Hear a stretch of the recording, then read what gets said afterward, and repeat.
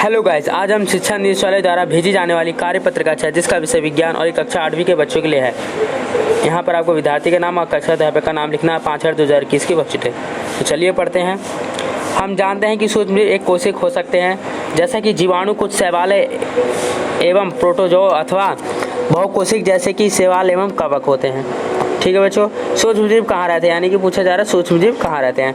तो ये सभी प्रकार के वातावरण में जीवित रह सकते हैं, जिसमें बर्फीला ठंडा जलवायु से लेकर गर्म झरनों और रेगिस्तान से लेकर दलदली भूमि तक शामिल है। अगले पॉइंट को पढ़ते हैं। ये मनुष्यों सहित जानवरों के शरीर के अंदर भी पाए जाते हैं। मनुष्य सहित क्या है, जानवरों के अंदर भी पाए जाते हैं। अगला पॉइंट बोला गया, ये मनुष्य सहित जानवरों के शरीर में क्या अंदर भी पाए जाते हैं। कुछ सूक्ष्मजीव अन्य जीवों पर आश्रित होते हैं, जबकि अन्य स्वतंत्र रूप से क्या मौजूद होते हैं। अगला पॉइंट देखिए, अमीबा जैसे सूक्ष्मजीव क्या अकेले रह सकते हैं, जबकि कवक और बैक्टीरिया क्या समूह में रहते हैं। आगे पढ़ते हैं। यहाँ पे देखिए कुछ सूक्ष्मजीव जो होता है, गर्म जैसे झरना हो गया, रेगिस्तान इनमें हो गया, इनमें रहते हैं। सारे बर्फीले जलवायु में रहते हैं, मिट्टी में रहते हैं। इस तरह में क्या है, सूक्ष्मजीव रहते हैं। इसका अर्थ है कि सूक्ष्मजीव क्या पृथ्वी हमारे चारों ओर हर जगह क्या पाई जाती है।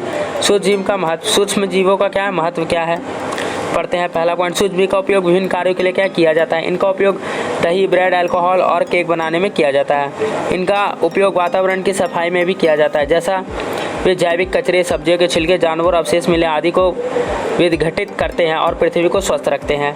अगला पॉइंट देखिए, कुछ बैक्टीरिया और कवक का उपयोग दवाओं के बनाने में भी किया जाता है। कृषि में इनका उपयोग नाइट्रोजन स्थिरीकरण करके मिट्टी की उर्वरता बढ़ाने के लिए क्या किया जाता है। तो चलिए आगे देखते हैं। आगे देखिए क्वेश्चन करने से पहले चैनल पर नए हैं तो प्लीज़ चैनल को सब्सक्राइब करिएगा, शेयर तो ज़रूर करिएगा और कमेंट करके मुझे ज़रूर बताइएगा। तो चलिए पहला क्वेश्चन पढ़ते हैं। एक कोशिका में बहुकोशिका जीवों के उदाहरण दीजिए। तो पहला आंसर आप यहाँ देख सकते हैं।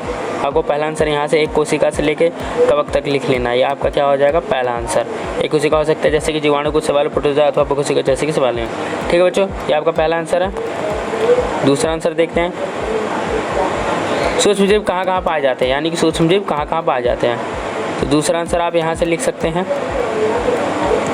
ये सभी प्रकार के वातावरण में जीवित रह सकते हैं, जिसमें बर्फीले ठंड जलवायु लेकर इन धरनों, रेगिस्तान, दलदली भूमि तक शामिल है।